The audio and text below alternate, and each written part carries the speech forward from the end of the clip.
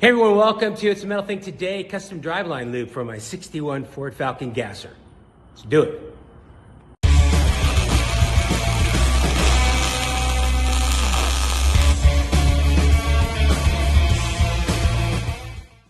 So I have some 1-inch OD 120 wall tube, seam tube. I have my Hausfeld bender here. I had the 1-inch die in. For some reason I don't have the draw. This is an old machine. I've had this thing.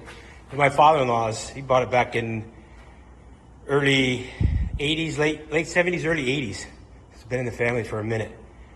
And I'm just dragging it out. Getting ready to do the roll bar on the car. I got it out. I have the 1-inch, but I don't have the draw, so running 1.25 inches. I had to space everything up. Gonna put a U-bend in these, like 2 U-bends for the loop. So that's first, and then we're gonna get up underneath the car and figure out how it's gonna go together and what we're gonna do. So I'm gonna do that now. Bent up, line up pretty good. I can massage them around a little bit.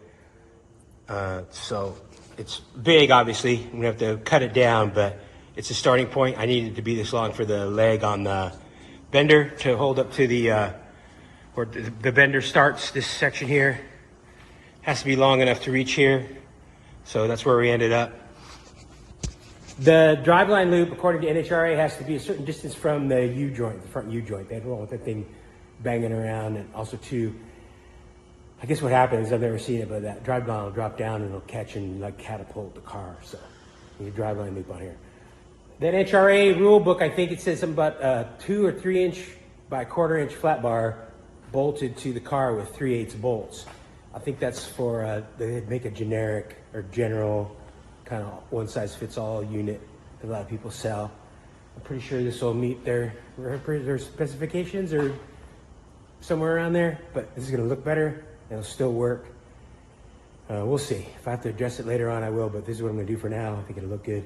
If I have to put some hokey ass flat bar one in there, I will. But what I need to do now is I need to get online and figure out what the distance is back from the U-joint so I can come up with a plan. I'm gonna take half of this, get up underneath there, hold it up there, measure it, kind of come up with a plan how I'm gonna mount to that transmission cross mount. If you look at my transmission mounting video, you'll see that I actually talked about mounting it to this. I think it's gonna be the best situation. So I'm gonna do that now. Fail. That ain't gonna go in there. I wanted to do this because I thought it'd be sexy and tricky and better looking than the flat bar thing, but I have no choice. I have to be 6 inches from the center of the U-joint, which puts me right here at this point here. I also wanted this because I thought it would look better than the flat bar one, but I'm gonna have to obviously tuck it way up in here. So what I'm gonna do is I'm gonna get a piece of 2 by 1/4 flat bar. I'm gonna run it and make it fit tight to the chassis here or to the body. And then I'll figure out a mount to come around and bolt into that, or I'll figure out something. But yeah, definitely got to go with the flat bar. I don't have enough room for the tube. But I got some cool half rounds if I need them for something in the future. So I'm going to get some flat bar and figure out what I'm going to do underneath here. Change of plans. So I have this 2 by 120 wall tubing. I'm going to cut pieces that fit from the frame rail and come to the tunnel, kick up part. I'll eventually weld those in to the floor and to the frame rail. I'm trying to figure out a way to put those, to make it removable, obviously, to open it up so I can take the drive line out. And there's no real good way to put some 3/8 bolts in there. There would have to be a gap between the floor. There's just not enough room for bolts to go through with a nut on the backside. So what I'm gonna do is I'm gonna run this tubing or the flat bar from the bottom of this tube up and over. I'll weld this in, but before I do that, I'm gonna put some 3/8 flat bar in here. So when I can drill and tap into the bottom here for the bottom piece to go underneath. So I'm going to cut 2 pieces of this, get them up underneath there, make the loop to go up over the tunnel, figure out where this goes. This will be welded solid. This will be welded to the floor and to the frame rail over here. And then I'll be able to drill and tap 2 3/8 holes in the bottom here. So it'll be strong and clean and sexy and not some weird bolts bolted and all this crap together. So first things first, cut some pieces and make that loop for the top part, this loop here. And that's next. All right, so I bent this piece. I beat the floor in a little bit to give me a little bit more height here. It fits pretty good. I'm going to now So where I was going to mount it on this surface here, there's a little jog in the floor where the seat mounted. It sticks up probably 2 inches. The problem is it tapers up as it goes toward the center of the car and tapers up as it goes toward the front of the car, and my OCD won't allow that to happen. So I'm going to square off of the top of the frame. I'm going to put a mark at the highest point there on the top of this up close here. That'll tell me where to bend this. I'll bend this flat bar square with the world. That'll allow me to have a nice square flat piece of tubing that comes in here. So I'm going to mark this up and then cut this off, square it up, and then come back and figure out what I'm going to do as far as the tubing length and all that. So that's next. Piece is made. A lot of finagling and bending and rebending and heating and twisting. But I think it's good. I'm going to, first thing I'm going to do is I'm going to put the driveline in. It slides onto this stub here and it slides in back there. I don't really have to bolt it in. I just got to get it in place. It'll be there. I'll just check and make sure I get good clearance. After that, I'll take the driveline out. This is clamped. I've clamped this square on here. This is going to be the bottom. This reference here will be the bottom of the 1 inch. I'll be able to mark these, cut them off, get it up in here. I'll tack it in, and I'll start fitting the tubing. I'm just going to put small tacks on it because I'm going to take the whole thing out once it's kind of tacked together and figured out. And then, first thing I got to do is get the length on the tube, then slide the material on the inside for a thicker tapping surface. So, driveline, make sure this fits, cut the length, fit the tube. That's next. Driveline fit, there was clearance, like between 3/8 and a half over here on this side. This is the tightest point. The engine's offset a little bit. I held this piece up in here. I measured to the frame rail, ended up with 10 1/8.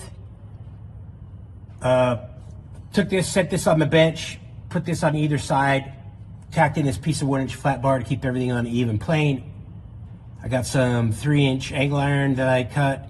I would have held a 1/2 inch from the bottom of the tube, so I'm about a 1/2 inch from the top. This is a 5-inch piece of tube. This is about a 1/2 inch from the bottom of the floor. So I'm going to put this in here. I'm going to get it all lined up. I'm going to scribe a line. I'm going to trim this piece, this flat bar piece. And I'm going to take this out. I'm going to drill some holes in here, slide a piece of 3/8 on the inside, plug weld it, both sides, so that I have the meat for the threads for the bottom piece. Once I do that, I'm going to put it back in here. I'm going to slide this back up in here. I'm going to tack it together. I'm going to take out this piece of flat bar, put the driveline in one more time just to double check everything. Then I'll be able to take this out, weld it all up, make the bottom hoop, drill and tap, and be able to mount that. So, yeah. Mark this, weld metal on the inside. That's next.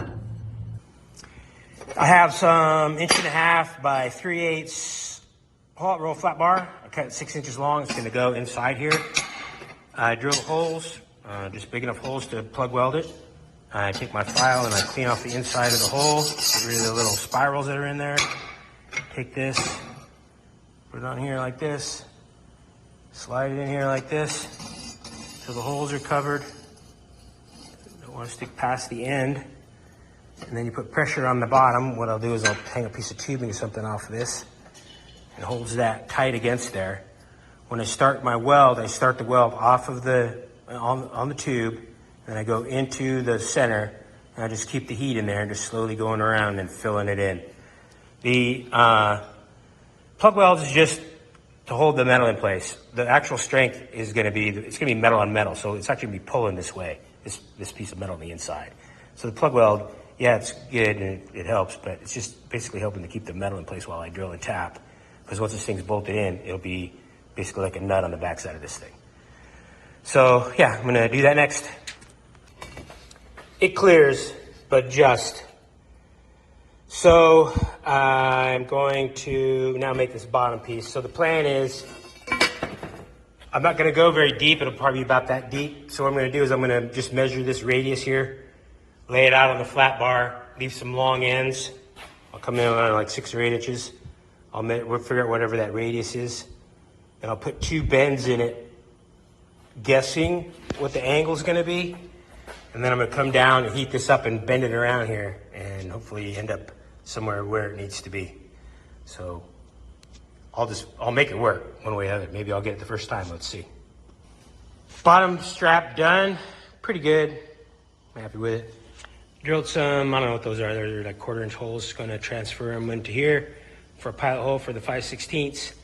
Drill and tap this out to 3/8 and then open these up to 3/8. And then get this thing underneath there and get it tacked in, see how it looks. Custom driveline loop with all the thread engagement. 2 by 1/4 flat bar, just like they said. 4 3/8 bolts, just like they said. Within 6 inches of the center of the U-joint, just like they said. So get it underneath there and tack it up and take a look. Done. Driveline loop. Not as sexy as I wanted with the round tube, but it'll work. It checks all the boxes, I hope. I'm gonna weld, like I said, I got a gap. I got like a, I don't know, 1/2-inch gap between the floor and here. So I'm gonna weld on the end, and I will weld up in here. With this thing lets loose, I'm sure it makes a lot of banging around, but like I said, I have full thread engagement. Got the 4 3/8 bolts. 2 by 1/4 flat bar, so I think it checks all the boxes within 6 inches of the U-joint, so it should be good. So I'm gonna call it done. It's done. All right, I'm gonna end this video here. If you like the video, subscribe. Check me out on Instagram, it's a metal thing. Leave a comment, I enjoy the comments. As few as I get, I enjoy the interaction. So yeah, thanks for watching, and I'll see you on the next one.